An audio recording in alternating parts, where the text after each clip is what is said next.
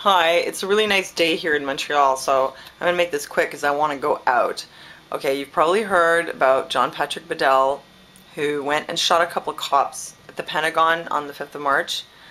Okay, here are some of the headlines that were in articles about what happened. 9/11 conspiracy theorist gunned down by security guards in Pentagon shootout. This is from the Daily Mail. Pentagon gunman was 9/11 conspiracy theorist acting alone, say officials. That's from The Guardian, UK. Pentagon gunman believed that US government staged 9/11. That's from the Thai Indian News.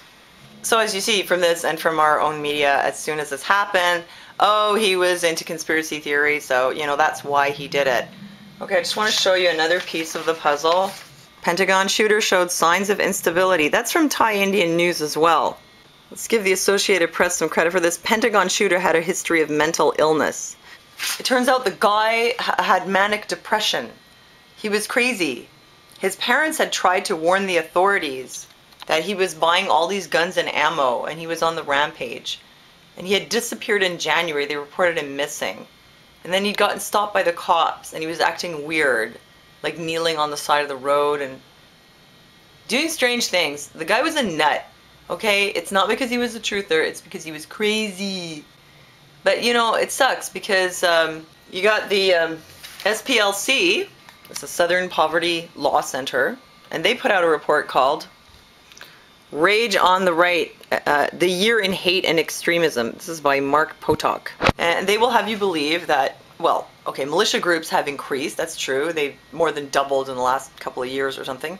But they'll have you believe that patriot groups, they're all crazy. They're going to do pretty much what John Bedell did. They're a threat. Also, all these weird change groups. These are all crazy people. They're going to blow themselves up. They're going to go postal. We did a show yesterday with Alex Ansary on the Truth of Girls Radio, and we talked about this. And Alex, by the way, is awesome, and he's super down to earth. So you should listen to the show. And we were talking about how they're doing this now. They're basically portraying truthers and everyone else who questions the government as extremists, which is not really anything new, but they're just taking it to another level and they're seizing on every opportunity. Every time somebody commits a violent crime now, if he was in any way remotely associated with the truth movement, if he'd ever been to any, We Are Change meeting or he posted anything on the internet, aha, it's because he was a truther. Can we see through this pretty easily though? Rage on the Right, they're just basically saying that these are all right-wing extremist groups, all these people who don't trust the 9/11 story and all that, and they're all gonna go and do terrorism. And also, as I mentioned before, you have the MIAC report from the Department of Homeland Security from 2009. This is from the Department of Homeland Security. The dissolution of communist countries in Eastern Europe at the end of the Soviet Union in the 1990s led some, quote, right-wing extremists to believe that a new world order would bring about a world government that would usurp the sovereignty of the US and its constitution, thus infringing upon their liberty. Okay, I hate to say it, but based on this definition, Bush Sr. is a right-wing extremist, and so are those people from the CFR, because they also said New World Order. Henry Kissinger is a right-wing extremist. He said, we will have a new world order. Oh yes, and Herman Van Rompuy, the EU president, he said 2009 was the first year of global governance. Nutty. Probably has tons of peanut butter in his closet. Oh yes, and Tony Blair, addressed to British ambassadors in 2003, he said, this has been understood, at least inchoately, ever since the fall of the Berlin Wall. Then the call was for a new world order. Oh, the call was for a new world order. But wait a minute, the DHS says that the people who believe that the fall of the Soviet Union would lead to a new world order, they're crazy. I guess they're crazy unless they're politicians who are part of bringing the new world order to us.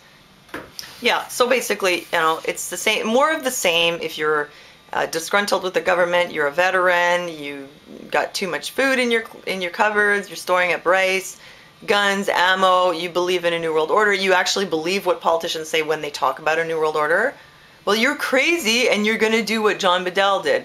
But John Patrick Bedell, was manic depressive. And you know what? Manic depressives, when they're not doing well and they're on there doing their trip, they do crazy things sometimes. And my guess is that if he hadn't ever heard of 9/11 Truth, he would have come up with some other reason to do what he did. Let's not forget Russell Weston's fatal shooting of 2 police officers inside the U.S. Capitol in 1999. He did this because he was crazy, and he thought that in the Capitol there was something he called the Ruby satellite, which he insisted was the key to putting a stop to cannibalism.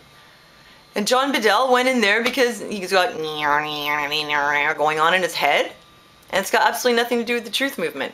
But that's not what the media wants you to think, and that's not what a lot of people will believe, unfortunately. Hello, America. This is Billy Ray. I got news for you, America. The Arabs are taking over Hollywood, and they want to kill you. Truthers. Truthers? The Tea Party, folks. The Oath Keepers. The Truthers. The Birthers. Yeah. At least people don't know what it means to be American. They watch too much Alex Jones. They're a threat to the government. Goddamn terrorists. I'm not gonna take it anymore.